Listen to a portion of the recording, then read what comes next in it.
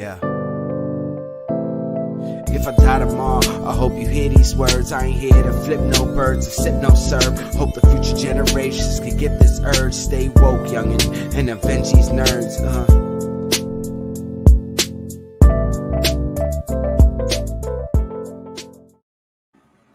Welcome back, guys, to another fun Tuesday night, 9 p.m. Eastern Standard Time. It was your favorite guys from, got your boy, Sebastian. It's your boy, Law. I feel like you're trying something. I'm just trying everything, man. And your boy Tone from across the hall. No, I feel good today because, we took a nice walk, enjoyed the sun. It's getting nice and hot out. That's why. It's been a nice day. Gotcha. So so today is we got a great guest that are going to come on later for you guys because we're going to run through some stuff real quick. First being first, so please check out the Nerds Network, which we have in the description. So after the show, if you guys want to check out some other great podcasts, other great streams, other great shows, we're just looking to rotate that every Tuesday. Like, for example, the Medusa's Cascade. Please, Law, run us through with the Medusa's Cascade. The Medusa's Cascade podcast is back every Saturday with a new episode of the main collateral damage campaign, and Thursdays, I think it's every other Thursday now, we're doing collateral recap where you can listen to our friend Alex from Wayward Raven, who is the host of the show, and two of our players or the DM, and talk to them about our player choices and decisions and things that happen in the game. And if you guys want to learn more about our Dungeon Master, the creator of the Medusa's Cascade podcast, please head over to Michael Gracia's channel. Check out Get in Tune. He had a great interview with Michael Gracia last week, and those guys kicked it off. It was really awesome. But without and really quick, talking about the D&D, I don't know when the episode that we recorded last Saturday is going to come out, but when it does come out, it's a fucking doozy. Oh, yeah. Also, I put out a new episode of What's Your Story on my the Art of Storytelling podcast with Atlas, one of our fellow players and just overall great art buddies. But if you want to catch that, it is everywhere you catch our podcast. And part 2 will be coming out this Sunday. So that's all. So make sure you guys will check that out. But without further, because we want to bring out our guests, because now we want to get into this episode of Falcon and Winter Solder. So we have two incredible guests that are coming out. Our first guest, you may see him with our homies because they are longtime homies at the Cast the Craze podcast. He's an amazing artist. I want to give it up for Anibal. Arroyo. Anibal, what's up? What's up, guys? What's up? How you doing? Welcome, brother. Thanks for having me, guys. Thank you. Okay. I always happy to have a friend of Cast the Craze on the show. First of all, yes, but Actually, also I love the setup, by the way. Thanks for accepting my crash. I kind of officially crashed I invited myself, basically. I love it. Listen, we welcome everyone to the show. We want to bring everyone. Guys, you definitely can check out his Instagram link on there. And we're going to have more links. And definitely check him out on the Catch the Craze podcast. There, again, great crew that you see there. The crazy production crew. Our next guest, he is also the showrunner of an incredible con that happens in Hudson Valley called Incredicon. He also hosts an incredible show called Incredichat. It's had some amazing guests there. I want to give it up for Miike Lopesz. Mike, what is up? How you doing? Welcome. How you guys doing tonight? Thanks for having me on. Oh, thank you for coming What's on. going on? Thanks. So it is a wonderful Tuesday. Has everybody enjoyed that sun? Yeah. Yes. Yo, even yesterday was gorgeous. Like I was out for a while yesterday. Yeah, I'm just working outside in front of my house. It's nice. Just sitting in the chair with the umbrella, drinking some water. My only thing is I give it till like April. I mean, I give it to like the end of April, early May before I start really getting comfortable with New York spring, because New York spring is like real like flimsy. It'll be there for like 2 seconds and then tomorrow it's gonna snow. So 1982, there was a big blizzard. It was on the news today. This time, 1982. I spoke too soon. I told you. No blizzard. No. Well, I don't have to shovel snow anymore, so I'm good. But speaking of great weather, how did you guys feel of the opening of this episode, which we're going to dub the Zemo Escape? So I want to start off with. We are doing spoilers as we always do. Yep, spoilers. Tone, do the thing.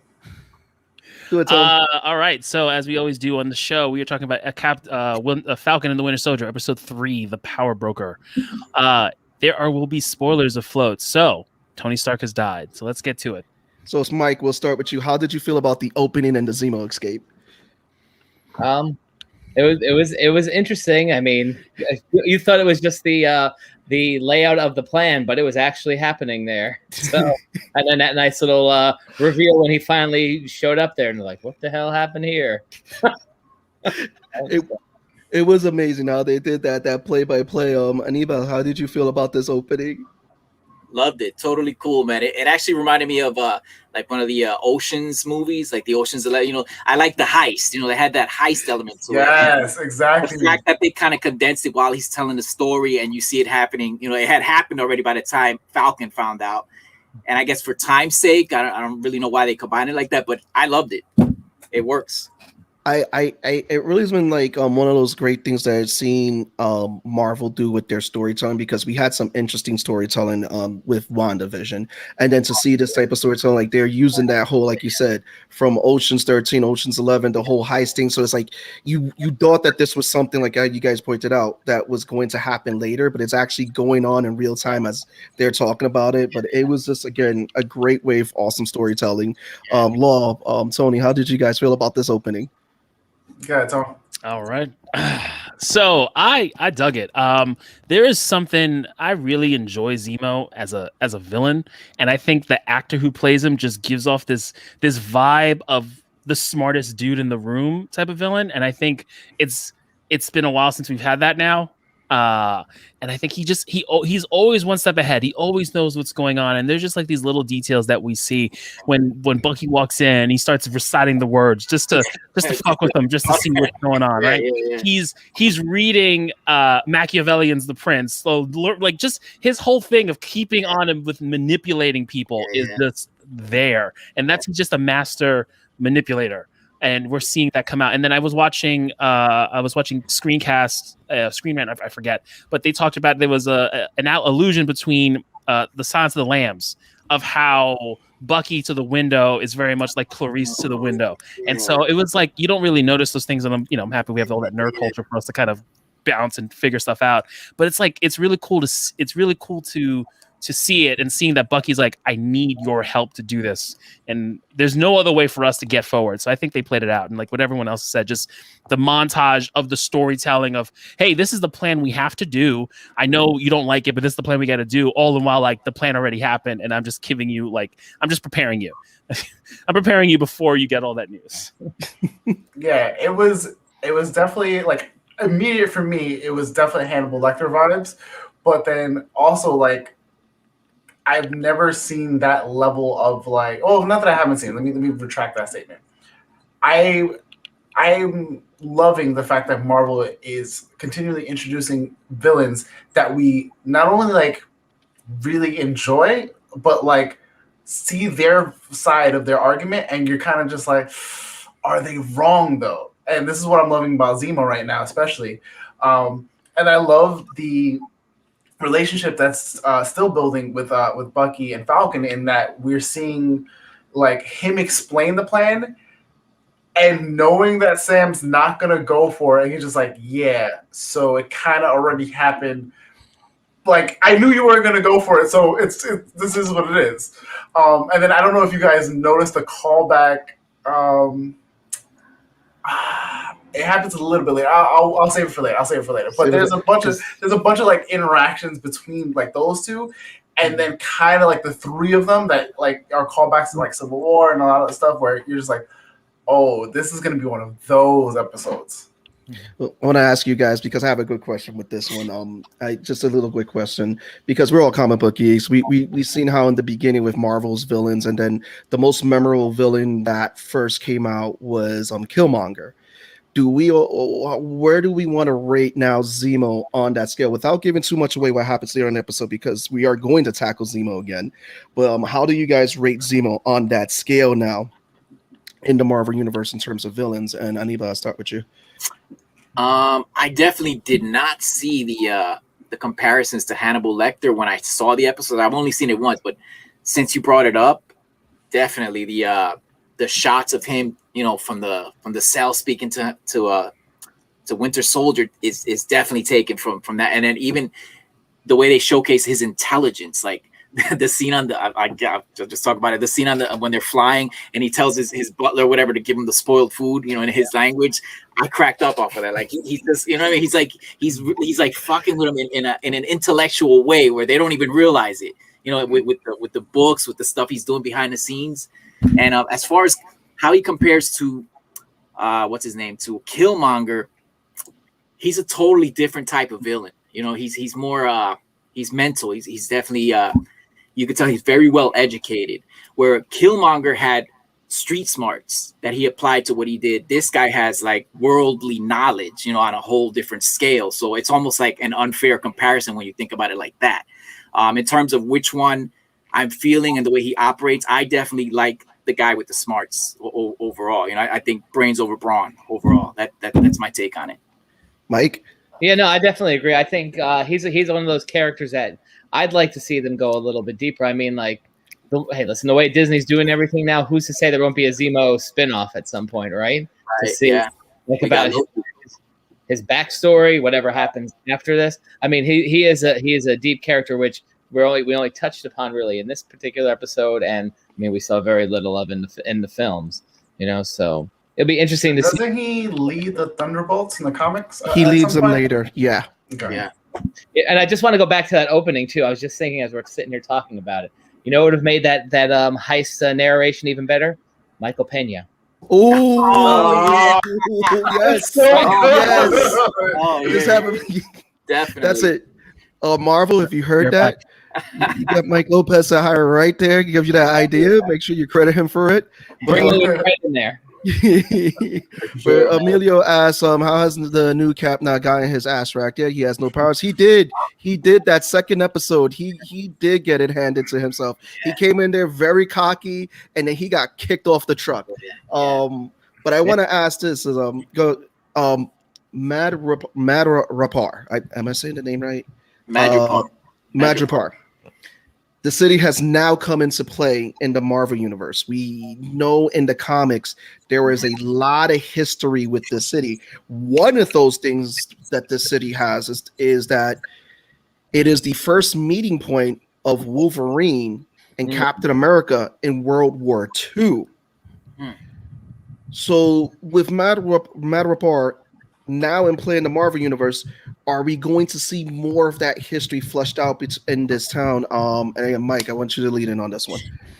That's a really good question. That's the one thing that's interesting with Captain America, not Captain, Winter Soldier and Falcon, is that we're not having all these and I think WandaVision spoiled us with that. Everybody's like, we're gonna have Mr. Fantastic, or Wolverine or an X-Men or Magneto's going to show up, and Quicksilver, all this stuff, but we're not really seeing that conversation happening with this particular show. So that's a really good point. Is that leading up to something bigger? Are they just laying the foundation now without introducing any characters? So, and I mean, that's been their best storytelling. I saw this little meme today on somewhere on Instagram or whatever, and it showed this picture.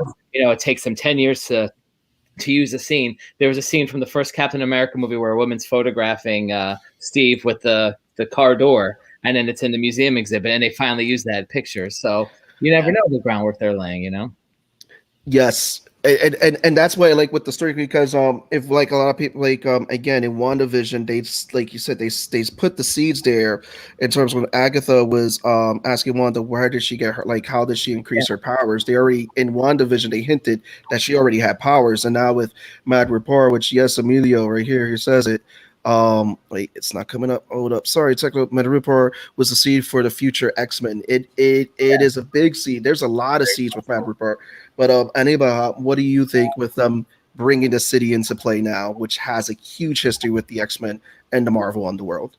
Well, I'll point out first of all my thoughts on what Marvel gets right and why they're where they're at right now is exactly what you guys are talking about right now. They know they have a rich history they can just draw from at any given moment. They almost don't need writers for the shows. They can just go into the libraries and as long as they stick to the story and the main plot points, put that into the episode, plant the little seeds, And if they can go back to it in another series, at another time, at another episode, it works. And even if it doesn't, if they don't come back to it, we get to know because, you know, we know what's going on. We get to enjoy that. So again, I hate to, you know, compare to the other. It's inevitable. You have to compare. That's the main thing that, you know, I talk with George and Jonathan and even Sam about this all the time. That's what they get wrong. And they just don't understand that when it comes to these little I don't want to call them street level heroes. They're not big superpower heroes. They're a step up from street level. Getting a person like myself who hasn't read a comic book in, man, a regular comic book series, I haven't read one since I was like a teenager. Getting somebody like me to be interested. I only read X-Men, Hulk. There was about 5 different titles that I read.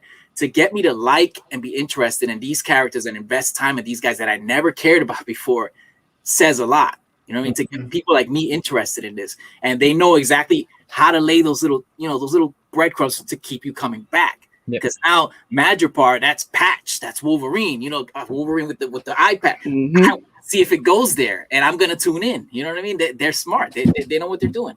Good stuff. And another thing too, what was cool about this city, again, you look up the history. There was at one point an X mansion there. There was it's been known to be a safe haven for mutants such as like the villain Viper. Wow. And also too, it is the home of a hero by the name of Horus. Wow. So they have their home. So there's a lot of stuff that there's possibilities there. Yeah. So Tony Law, weigh in. So I think what Marvel does, and I think they do this the best, and I think we saw it in WandaVision as we went down the rabbit holes to not get stuck and go into the tall grass, right? Yeah. I think they're introducing Madripoor to, one, get everyone who's read the comics hyped with just lore of existing places in the Marvel universe. Yeah. But I think, and I may be wrong, I may be quoting the episode a little bit wrong, but it felt like Madripoor became established after the blip. It became this thing after everyone was gone. It became this haven of criminal underground, people trying to take over, you know, kind of filling the void that the blip did. So I think it's gonna play a part later on, but I don't know if it's gonna have that deep history and lore dating all the way back because we still don't have the X-Men. And I think we will get them. And, you know, once Marvel has figured out that puzzle of bringing it together, then sure, let's be here, speculate. Let's talk about all the missing pieces and connections. But I think they brought it in to make it a place that we may see in the future. But I'm not gonna. I can't go into the tall grass and get eaten by a raptor yet, saying it has all these connections to stuff in the past until we see what's going on. Yeah, I think like Tone, where like they literally just repurposed it and kept the name, kept a lot of the same vibe for it. But like if it doesn't get used with the X-Men when the eventual X-Men do come in, like it's not an entire loss because they repurposed it into something else. And we know comics do that all the time. So could it be potentially something down the line that they end up repurposing even again for X-Men and for, you know, things like Patch and, you know, whatnot? Absolutely. I'm here for it. I think this is one of those things where, again, it's going to be very like off, you know, mentioned thing that we're going to hear and maybe hear about it down the line, like way down the line in another movie where, you know, there's a new uprising or whatever, you know, the case may be. I will say visually, that whole opening, like to like introduce like that city, gorgeous. Like, oh man, that was like me looking at Black Panther like cinematography again. Yeah. Would you guys want to be caught in the middle of Madripoor? Oh hell no! I mean, you go to the party at the art gallery, but that's in Uptown, right? Like yeah, like that club sequence, right? That club sequence was the shit. Yeah. So how did you? I'm from the Bronx. Like I got enough of that here. Like I'm good. But I mean, I want to touch up more on the city because it's like Madripoor again. It does have that rich lore, and again, like a lot of people, they walked into like how you put so into the grass with WandaVision, expecting that. And Mike pointed out too. We thought we were getting Fantastic Four, but with the connection with Madripoor, and seeing how Marvel has played with their history, the MCU, they're not shy with telling backstories years later, like they did with Captain Marvel. And looking up some of the facts about the city, one of the things is that it was in some way mentioned in the first Avengers movie by Maria Hill, but the fact is that we have the city, and I believe, like you're right, Lol, that we're going to see more stuff post after the blip, but we're also going to see some more backstory with the blip. And here's a question from Emilio. Zemo has connections there, long-standing connections. Seems like Madripoor had much more of a history. And how was it going to build the big buildings during the blip? I mean, and I agree with that. The city, again, was mentioned in the first Avengers movie, but I feel that a lot of the criminals, a lot of the after blip stuff, it's gonna make it even more notorious. So it was already on the radar, but now that we're dealing, because it leads into this, is that we now know the power broker, how he got, or she, we don't know who the power broker is yet. We know that they are a big figure in this underworld. We know that just by how people were scared about with the name, but he had gotten a scientist who was working on the super soldier serum before the blip, and was one of those people who was blipped away and came back to find out that that super soldiers program was no longer there and was picked up by the power broker. Now, with that type of story in play, do you guys feel that we're going to get more stories like that? People who were like, okay, I was doing something yesterday, I just came back into this world. What's going on? Anibal, we'll start with you with that.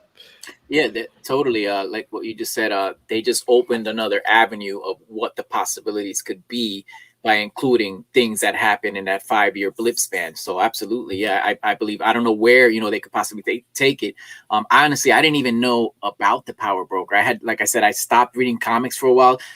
A lot of these, like Baron Zemo, a lot of these other figures and characters, even from the movies, I know from my action figure collecting days. Like I get a set and I'd be like, I don't know who that guy is, but he's part of the set, so I gotta get him. You know what I mean? Yeah. So I have like a whole bunch of characters that I didn't even know who they were, and now I'm seeing them, alive in the shows and in the movies and stuff. And the way they're written has me liking them, has me wanting to know more about them. So yeah, absolutely. I like the fact that they set it up where now we can get these little inner stories of that gap in time. So yeah, brilliant once again. Mike? Yeah, and even like you were saying, they're setting things up like Captain Marvel, for instance.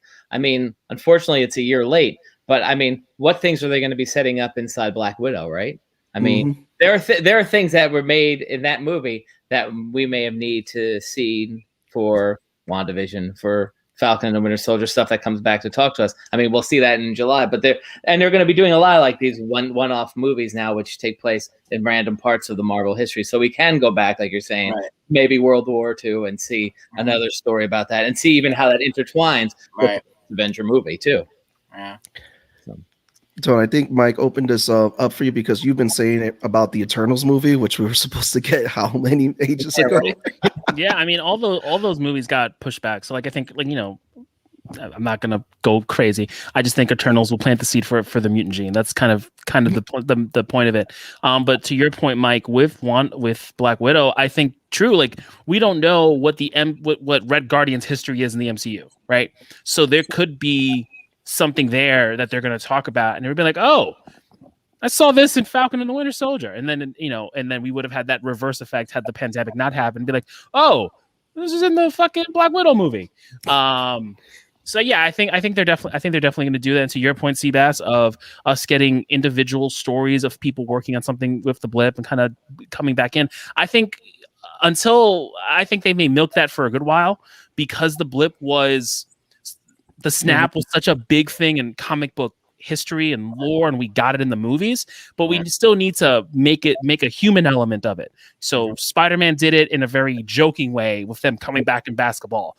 WandaVision did it in a more serious way, where Monica Rambeau came back in the same hospital room where her mother was, but her mother's been dead for 3 years. So like, it's a whole thing. And now we're getting this situation where this guy was working on the super soldier serum based off Isaiah's blood, and he was right there working for the government. And then the government was like, we're done. He starts working for the power broker, and now we're here. So I think we're going to get little bits and pieces of characters that may not, that could be red shirts and die or become main players, but it's just bringing that human element of Thanos' snap across the MCU, and not just how it affected our heroes. Right. And Emilio's going to join you on this. Is that it's possible to make the Celestials be responsible for the mutant gene through the Eternals? Yes, that's totally agreed, because I think that the Celestials did have something to do with the mutant gene too in the comic law. What is your opinions about this with again with the blip, the scientists coming back? Like it was just a Monday for him. I'm co-signing with Tone on this one. I think like they're really going to milk this for a while and give us these stories that like are going to be callbacks for us to either look back at older movies and older stuff, or be the loose threads that we constantly are like trying to pick at and scratch at. It's dope that we're getting it the way we have been, because we've seen like Tone said, we've seen how Spider-Man did, how Wanda and whatnot. I'm looking to see what they do on a even more small scale for the most part. Like, if they do decide to use Daredevil again and those characters, like how that interact, like how that time was for them. And then even on a even smaller scale, doing something where you don't even have to have superheroes, villains in this potential show, where you're just having people going through their lives and trying to pick up those pieces, and like they're just characters in the Marvel universe, but for them, they're just regular Joes and Schmoes and whoever in this grander, like, oh shit, like, I was here for the first Avengers, when blah blah blah, everything was going down in Manhattan. I stayed in New York because this is where I'm from, this is where I live, and then I get blip, like a couple years later, came back, and now my life is even more in turmoil. Like, I want to see those stories like kind of play out, where like people are just like, what are the effects? Like, even to the effect of what Zemo said. Like, Zemo was like, when was the last time you guys ever visited like the monuments and stuff? And he's like, I figured. So that little nugget of information of just like, well, what does it look like from the other side? I would love to see that. I think we're gonna get more of that too, because like I remember people asking like, what's happened with the people with the blip, all this universe is like, Marvel's like just trying to like go by and everything, how did the world get built and all that. I think we're seeing those repercussions in the recent shows, especially in Falcon and Winter Soldier, with the Flag Smashers, the rise of the Power Broker, the scientist who came back for the blip, which again, getting into the Power Broker again, because this episode is called the Power Broker. So we know he hired a scientist to make the super soldier serum. Here's the other thing. Seeing that the Flag Smashers have stolen some of that and used it on themselves, do you guys believe that there are more people out there that they're setting up that the Power Broker has given these abilities to? Because again, the Power Broker is notorious. Mike, we'll lead into you with this one. Quick question beforehand.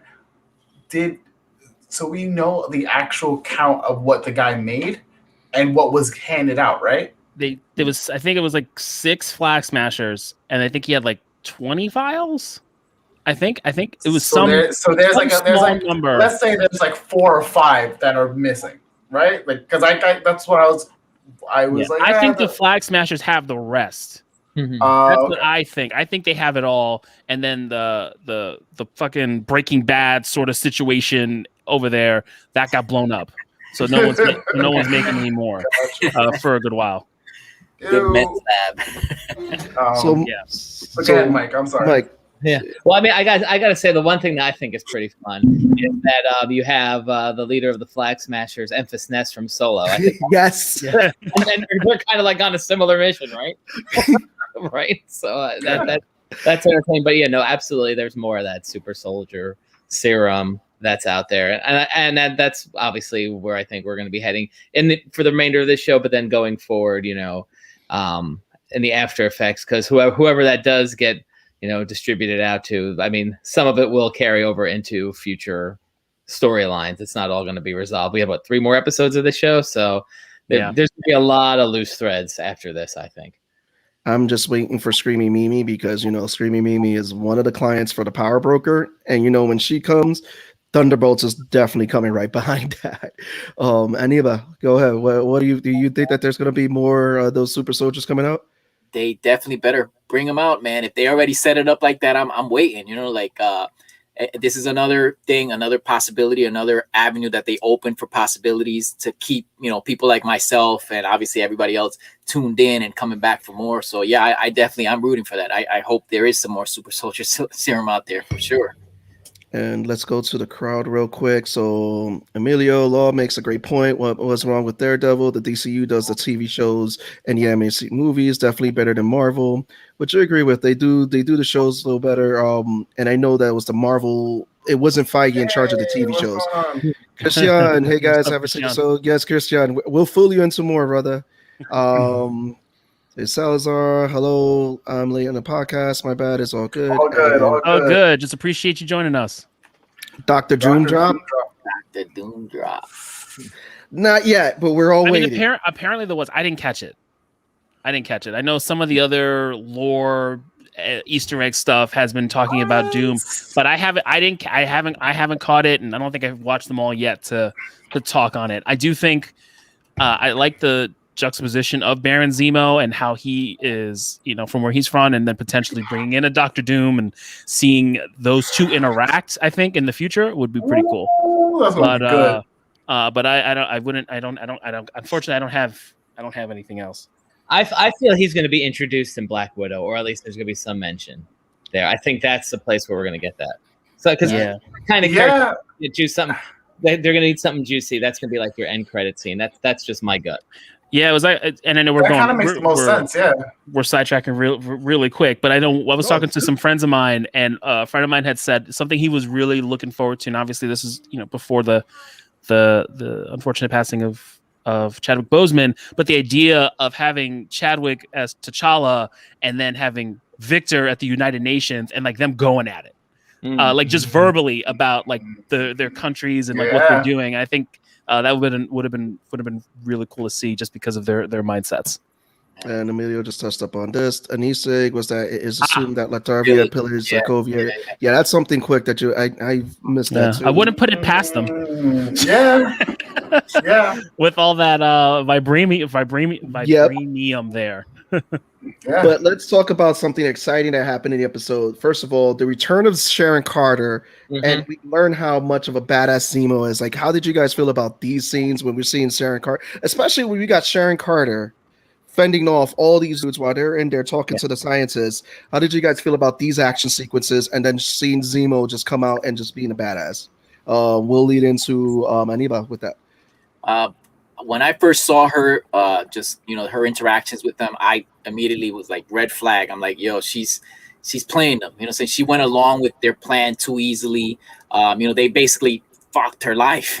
She's on the run now because of these, and she's just gonna agree out of the blue. They just show up to help them out like that. And then I was really, really convinced at the end when she was like, we have a couple of problems. I was like, okay, now that just confirmed what I was already thinking. But on your point, I like the way that it played out in terms of she's badass. They know she's badass enough to take care of her own and watch over them while they're doing their thing. So the way they played that out was cool. And on top of that, she needed to show to them that they could trust her. So what better way to do that than have their back? But again, she's up to no good, man. I'm calling it. I think she's a double agent. Like. I was just going to say, she's no Peggy Carter, right? Definitely not. So, and I mean, and appropriate that in the show, we're getting like the anti-Peggy Carter, right? And this in the first, because I mean, like we're really focusing on that difference of Captain America, and and that was part of his legacy. So now we're seeing her and the new stuff that's going on around that too. So, Tony Law. So I think to be really yes, he did. Not grandma, aunt. Did he ever? He didn't dance with her. He went into the ice. Then he was with the niece, and then he went back in time to be with the aunt. That's what he did. Got to get that. I'm not mad at it. But, you're not mad at it. Didn't Jack Nicholson have a movie like that? There was a movie with Jack Nicholson where he hit up the mother, the daughter, and the grandmother, something like that. I wouldn't put it past him either. Right. I have a theory now. Just listen to Anibal and Mike. What if Sharon Carter is the power broker? That would be an interesting twist. Whoa! I mean, I've seen some other theories of who the power broker is, but I think we can let me get to this, and then we can, if we want to talk about that. Before we start, fucking Zemo's dad dance, highlight of the show. Highlight of the show. He's just going. But no, we got to see Sharon Carter with the gloves off, with none of that shield protocol protecting her, like saying you can't do this, you can't do that. And I was completely here for it. Anibal, to your point of her kind of being on the flip side or kind of working for the power broker, I wouldn't go that far, but I think she's so jaded after her events. She's all about number one. So she's definitely got an agenda. Yeah, there's an agenda. I think she's about number one. She's watching her back first priority. So like she'll help them because like they have a history, but like she's not sacrificing herself, and she's gonna protect her own. She's already done.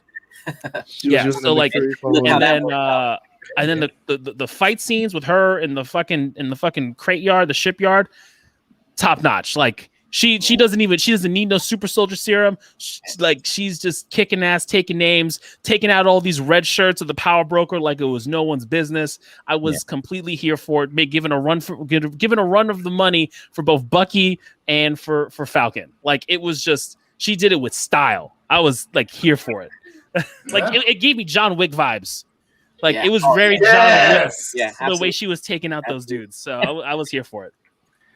I would like to start with going back and like the reintroduction of Zemo, like the way he threw hands, the way how tactical he was, like going through the breakout, and then seeing later on, not only is he gifted, like he's brilliant and smart and all this other stuff and manipulative, but he was actually able to hold his own, and I wasn't really expecting that. And then that like line that he was like, "I was a baron before all of this," and I was like, there it is. Like, there's the, like, you guys see me as some, like, run-of-the-mill guy who lost everything and I was out for you guys.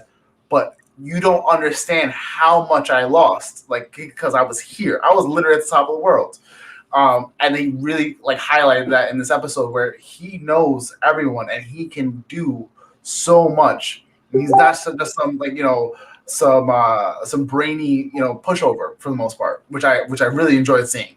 With Sharon, to Anibal's point, there was a point where in the beginning, when it was like, oh, you guys have a guardian angel because of those sniper shots. I was like, how in the world? Like, I get it. Maybe Zemo, was a red flag for her, and she starts showing up to like kind of watch her own back and protect her own stuff, but also kind of watch their back.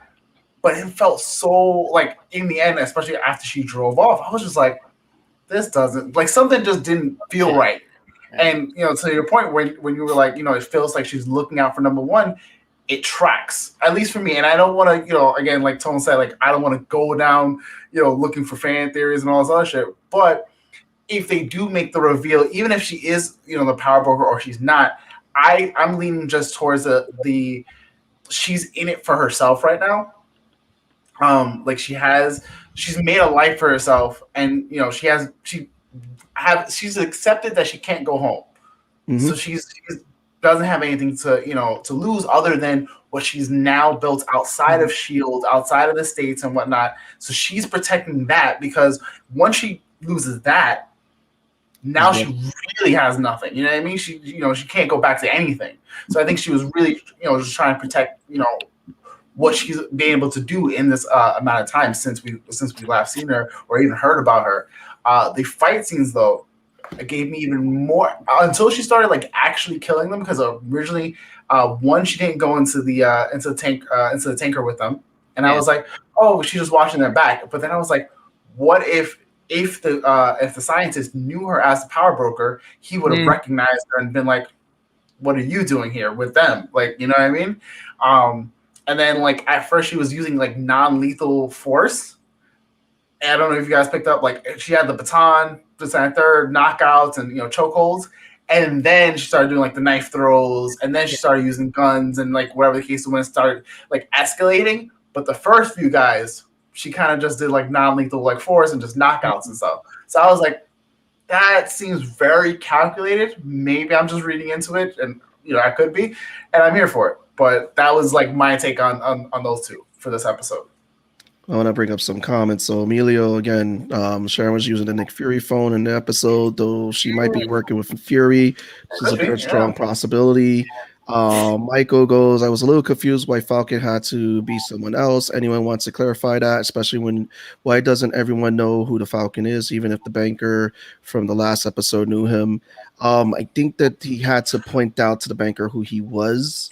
So the banker didn't know who he was right away. And I think that was more of like, I think in the picture, Anthony Mackie is the one in the picture. He's actually the person in the photo with the longer, normal beard that we know him to have. So they're trying to imply that he's a very good lookalike. And because this guy is like a man of few words and, similar statures and builds, he can get away with, that and not just be like, walking red target, because essentially you were walking in with Zemo and Winter Soldier. Yeah. But who's this guy? You can't walk in with Falcon, but this guy looks almost exactly like you. So long as you don't mess that up, you can kind of, use that cover. And that's why you also put your phone on silent and shut it off on stealth missions, don't you? And then Salazar, from my layman's point of view, I thought the episode hinted she was a power broker. I wasn't that much into Cap comic books, so I don't know all the stuff you guys know. As far as nobody knows all the stuff you guys know. We're still finding, because again, I like that what Marvel is doing, because at the end of the day, it's not just classic lore they're also taking stuff that like the Ultimate stuff and all that. Like, from the Ultimate comics, they're mixing it up, making the MCU this big thing. And I like about it because the next subject we're getting to is John Walker, because they're actually putting a lot of stuff from John Walker's run in the comics. And we see him now walking with Battlestar, and to me, I was gonna point out the thing I wanted to bring up before. You remember when they all got into the car and he goes, "You're not gonna move up your seat"? That was a callback to way back in the yes. When the roles reversed. Yep, Civil War. He's like, "You're not gonna move up your seat." He was like, "Nah." Yeah. So that was a fun callback. Well, I wanted to get into this, but that was a fun callback because it shows they're playful characters. Mm-hmm. And again, that's the characterization. But again, getting into characterization, which is something I want to get on, is that we're seeing John Walker in this episode. And I want to ask, did anybody get the feeling that he looks like he's cracking under the weight of having to be Captain America? And Mike, I want to lead into you for your thoughts on that. Absolutely. He's realizing it's, and I mean, you saw that in episode 2 when they had like that flashback. It's quite the weight to bear, and I mean, obviously the show's called Falcon and Winter Soldier. One of the two is going to get the shield back by the end of this show, I'm sure, and we're seeing, what the big shoes that John has to fill, and I mean, like, again, we're talking about like these little subtle things, like, I one of my favorite scenes in the first Captain America movie, and this is going back to the second episode, was the USO show that they did with the music. Oh yes, right. And that's cool if you're a Disney person. That music was done by Alan Menken, who did Little Mermaid, Beauty and the Beast, Little Shop of Horrors. He wrote all that music. He wrote that song. But again, just filling those big shoes that he has when he's introduced to the world at that football game, or when he's introduced to his old school at the football game. If you listen to the band, they're playing that song from the first Captain America. Really? Yes. Oh, that's a nice call. I didn't realize that. Yeah. There was it. Man. So it's someone pointed that out, like that same thing where they're using Steve's original music when he did the USO show. Yes. But notice when we first hear Steve's music that we heard in Endgame, I forget what I think what it was like maybe Civil War or something like that. One of those, or it might have been actually Winter Soldier, where we hear the same music when he caught Mjolnir, and we heard that music.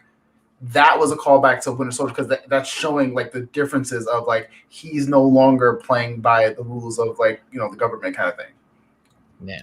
And just want to touch on Michael Sammartino. I guess I can agree with that assessment. Falcon should have just sat that one out, though. Yeah, he should have. Stay in the car. Stay in the car. Stay in the car. Your phone. Go play Angry Birds. Come on, dude. Stuff and shit. But anyway, how do you think that John Walker is cracking under pressure and that his boy Battlestar is noticing? I'm gonna get into a point that I saw one of you guys mention. I think it was Law, where he compared him to what's the bad guy in The Boys, the Superman guy. Homelander. He's definitely got that thing going on where it's like he's this all-American, supposedly, boy next door looking guy on the surface, but right underneath you just see that bubbling kind of, spoiled brat, I want my own way no matter what kind of personality peeping out. And he's definitely on the brink. He can't influence people with his words and be the leader that he thinks he's supposed to be. So he's going to resort to that inner child, like my way, no matter what, at all costs. And that's definitely happening. And again, I'm tuning in for that shit. I want to see that guy come out, I'm totally interested in it. Initially, I wasn't too interested in the casting. I thought he was just too like nerdy looking to be Captain America. I was like, they could have just, if Captain America wore a full mask where you don't see his face, maybe he would have worked. Right. But, just the personality and what they're trying to go for, his looks actually do fit because he's almost like the perfect looking specimen, but he's not. So he's like the opposite of the real Captain America in that sense. So yeah. If I can go back to what you were saying too, Law, the entitlement, right? Right. Steve was pure, right? Yeah. That little scrawny guy, he was pure as the heart and just who he was as a person. Right. And that's not something that someone, like that's just who he was. You can't teach that, basically. That's you or it's not you. Yeah, this guy doesn't have it. He definitely feels entitled. Like he needs to be the leader that he believes he can be. He needs you to believe that. And if you don't, then that little kid is gonna come out. Me, mine. That guy. Like when Bucky said to him, "Have you ever jumped on a grenade?" He's like, "Many times," but not like that scene in the movie with the right. Right. Mm-hmm. But I love that because again, this is literally John Walker's character. The actor is portraying him really well. It's literally the character being pulled from the pages of the comics, which is another question again that Bex asked. But first, we got a comment here which Dave goes, "It seems supervillains last longer in these trilogies at most under iteration. Thanks to Tone, the stash lives on." Yes, Dave, we know you love the stash. We're going to have stay.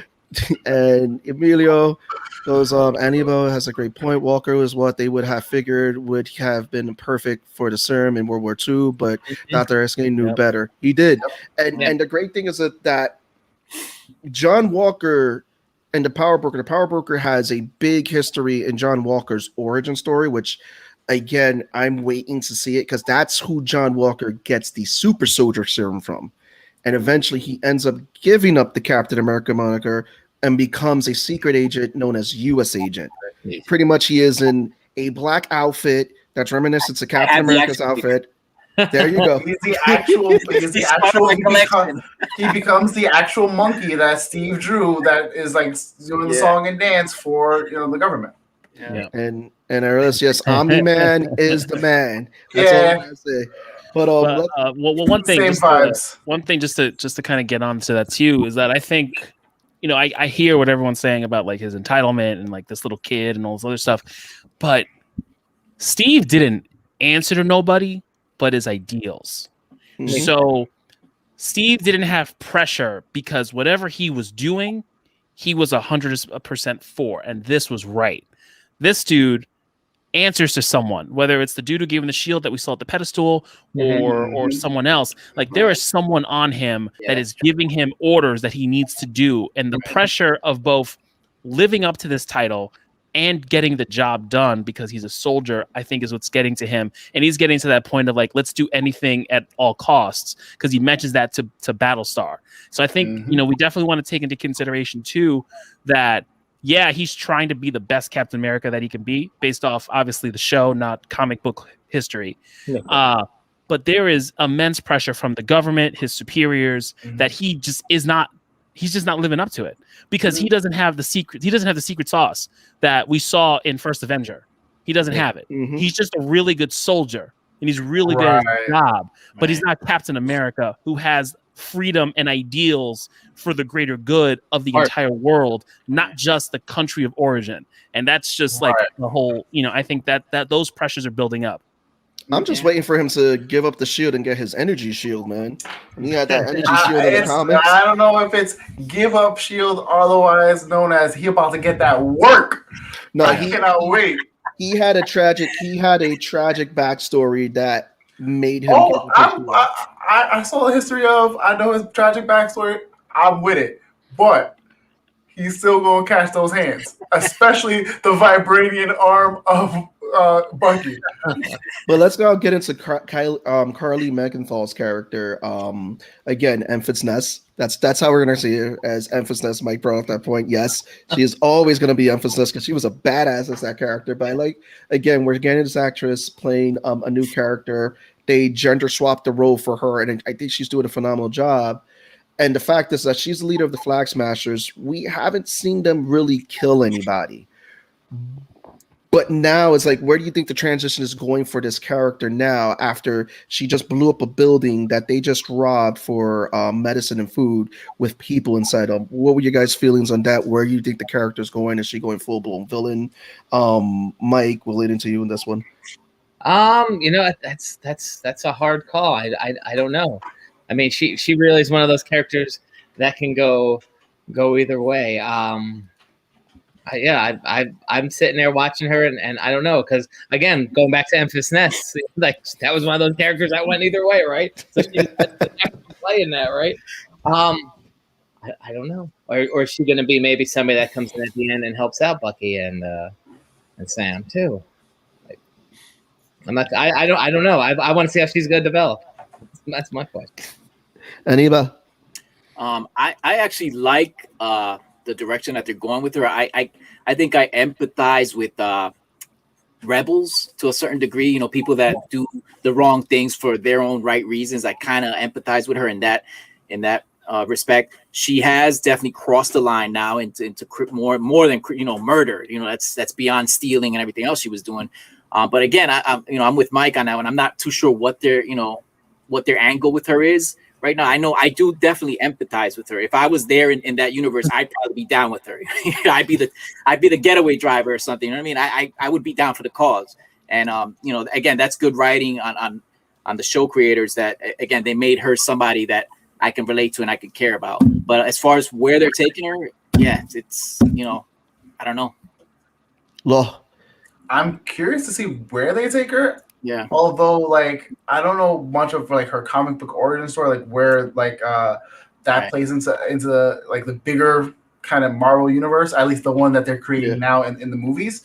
But I'm with these guys where like I empathize with her. I see her at first. I didn't really see her as the villain, in that she was just trying to do right. Like even in the early episodes, they said like she's not. It's like it's hard to like kind of change the favor or try to get people to snitch her out when she's the one helping them. You know what I mean? You can't kind of force that. Exactly. So I'm here for that. But then like her going, that's the only way that they'll listen, was like, oh, you wrong for that, but it's not wrong. Because we've seen many times throughout the Marvel Cinematic Universe that like it's almost like this might meets right. Like what's his name? The red Hulk. Right? I think of his name. Ross. Ross is the definition of send in the guns, ask questions later. Like, granted, he'll do protocols and stuff, all Sokovia Accord bullshit. But as long as he's the one pulling the trigger, he doesn't care where he's firing it. And I think that's what she's seeing and feeling like, yo, if we want to get anything done, we have to play it like how they play it. And it's messed up, but I'm with these guys. I empathize. Mm-hmm. And Michael Sammartino says, would it kill Disney to drop a Punisher cameo in the background somewhere? Yes, we would love that. We would love that. And then Emilio goes, no true bad guy looks at himself as a bad guy. Got to judge people by what they do, not what they say. She's corrupt and deserves to get what's coming to her. I mean, I'm going to get Tone's thoughts on this too, but I, for me, saw this was that they showed that someone close to her dies. Mm-hmm. And now I feel like she is at this point where it's like, I don't have anything else to lose. I'm just going to go out there. And she said it, that line was that, this is the only way that they're going to recognize us. pretty much with what she did. Like, was it what she had to do? But it's like she's got this radical belief, and it's like, she believes that the world was better during the blip. So take it away with Memphis Ness. So you hit the, that was my mark too, is the fact that she saw one of her colleagues get gunned down to protect them. So like, to everyone's point of like, violence begets violence and all other fun stuff and of them, I think I think we'll see how it goes. My interesting take is what the rest of the crew is going to think, right? Because the first 2 episodes, we saw the Flag Smashers as like this selfless group of people who went through the super soldier serum trying to give back and help people in need, kids, the poor, people who are sick, like all this stuff that the GRC isn't doing, right? And it felt very like democratic, Robin Hood sort of thing. But now, after this happened, after she kind of flips that switch, because sometimes what we see in comics or in movies, or like, all it takes is like one bad day, right? One bad day, and then that flip switches, and then there's no coming back. So like, is she at that point where she's not coming back, and is she going to live up to the mantle of the villain, the Flag Smasher that we see in the comic? And is the Flag Smashers organization, where it seemed very democratic and kind of all together, now going to be more authoritarian under her views? Because her friend looked real like he was looking at her real sus. Like, he still drove away.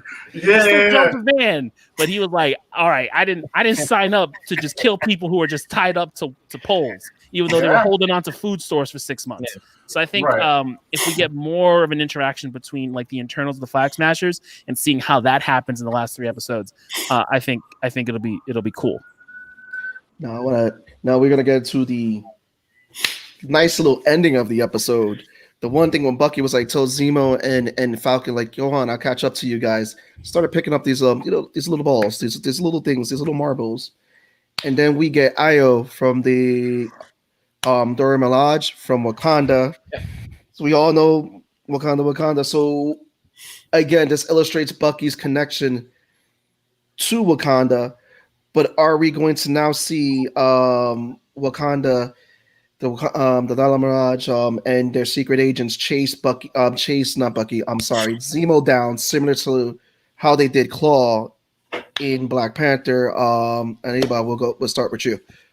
Well, I think that she's basically, the obvious thing to me is she's trailing them because she's aware that Zemo's back on the loose, and obviously the connection to Zemo killing, having his hand to do with killing King T'Chaka is there. So obviously she wants to know what's going on. She's going to keep close eyes on that dude and what they're up to, wherever they go. And again, hats off to Marvel again. They did it again.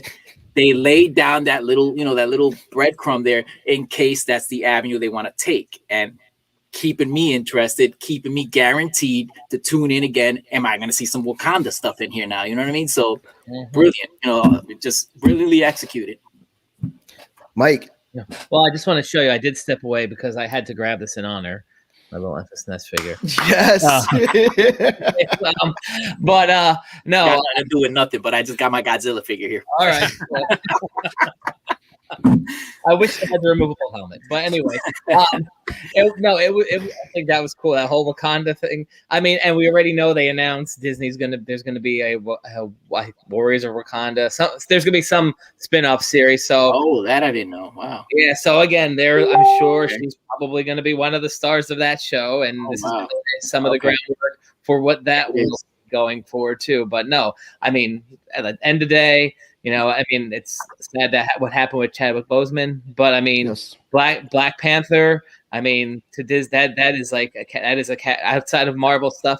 That is a cash cow for Disney. It is a popular thing. People love that. Like, they're even opening a Wakanda part to the Disney park in California now. So absolutely, adding this whole like Wakanda element to the show, they're just going to pull in more people, and it's going to be a neat twist to see how she's following them, and how she's going to get tied up, and I mean, again, we never know who can still show up in the show. If anybody else will show up from that world in this storyline. We got 3 more episodes. We don't know. It's gonna be good. Law. Yeah, I'm here for it. I think like what these guys said, like we're going to definitely see more of them for sure. But I think the connection to Zemo, because of King T'Chaka, like Anibal said, was like, oh snap, like that's, you know, he's on the loose. Like he's not someone that like you can trust. We know what he's capable of. We know what, you know, like at a drop of a hat, he can, you know, turn tail, run, and, you know, be on the loose. So it's one of those like, Bucky, I'm gonna watch you, and I'm gonna, you know, have eyes on you. But the minute this goes south, I'm gonna get Zemo.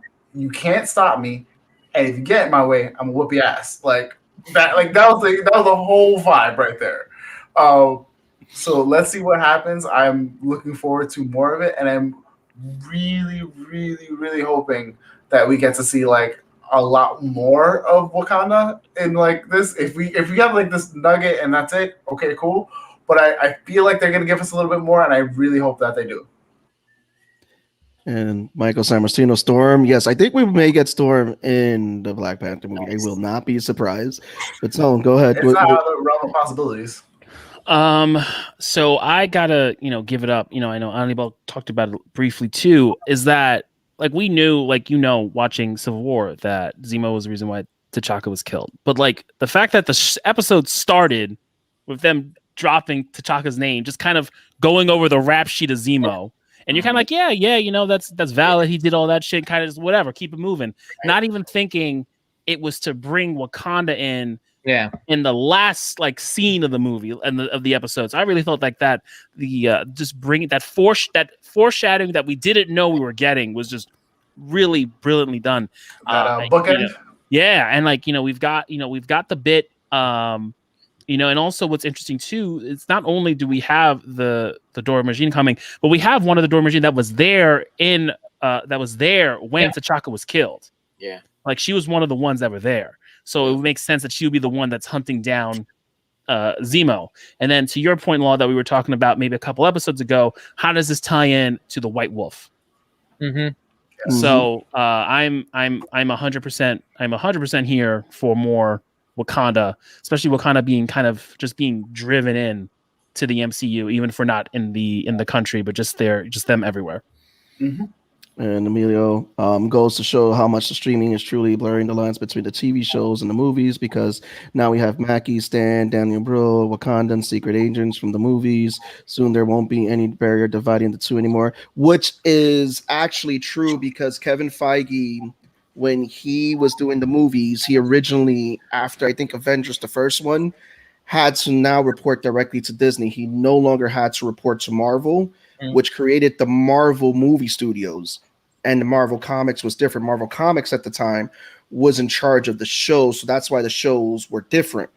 Now that Feige has control over all of it, his goal was to use the shows to further the lore for the movies, which is what we're seeing.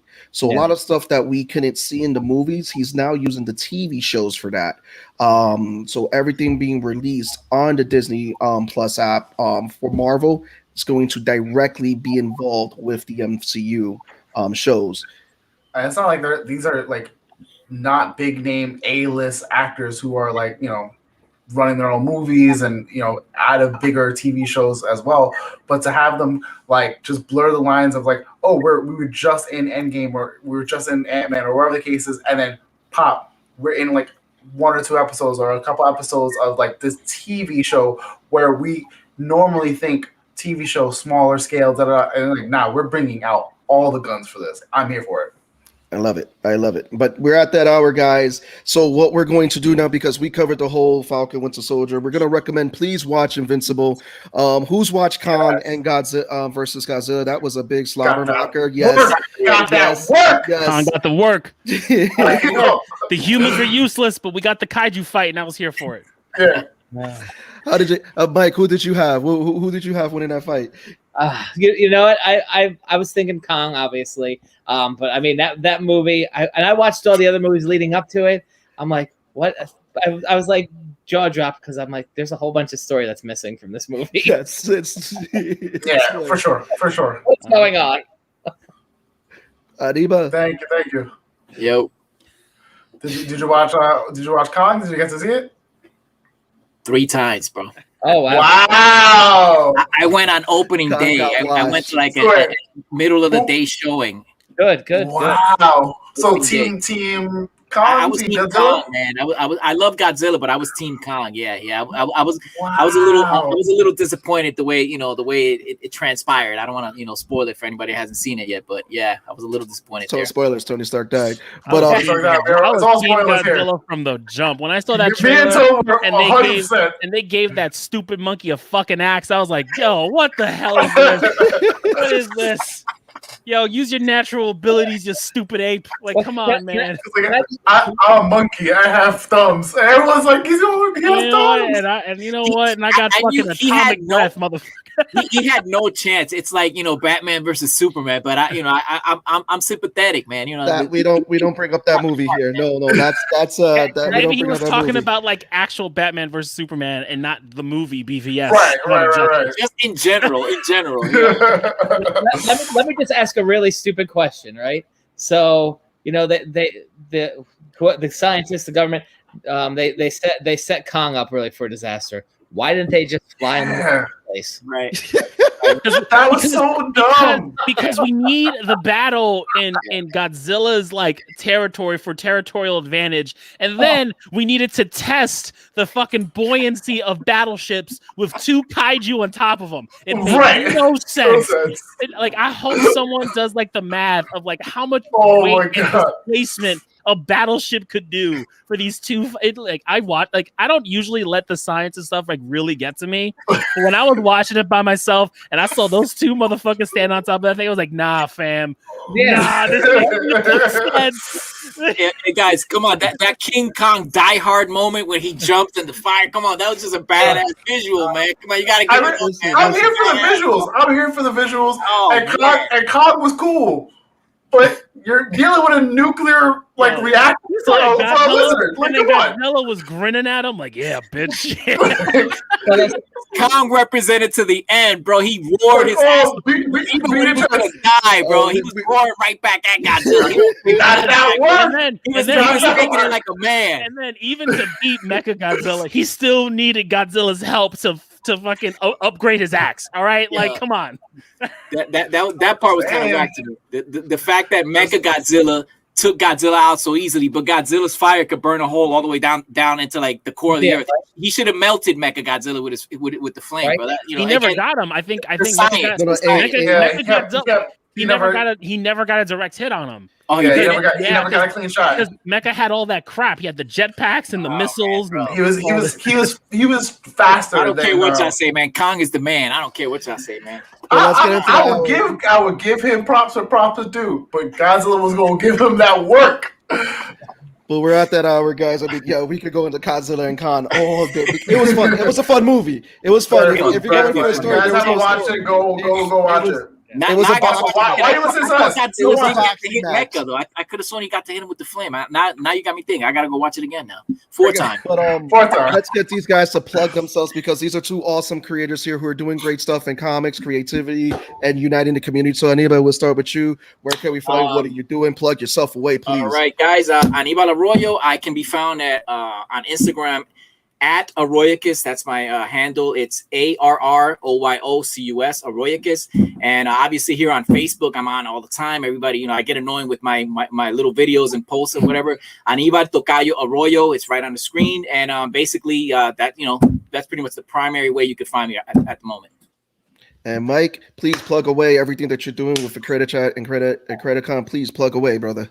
Cool. So you go right down here and Credicon HV. Find it on Instagram, on Facebook, and on YouTube. We have weekly shows, interviews. We have a drink and draw. Like I was telling these guys earlier, up in the Hudson Valley. April 22nd. It's gonna be up in Poughkeepsie. All the information's on there. This week on our show, we have Keith Saja Baha. I think that's how you say his name. If you watched Angel, he played the vampire hunter Holtz. He was on Supernatural, the original Equalizer show, tons of voices. He played Trigon on the first season of Teen Titans. So he's our guest this week. But go and look at the backlog. Tons of cool guests that are on there too.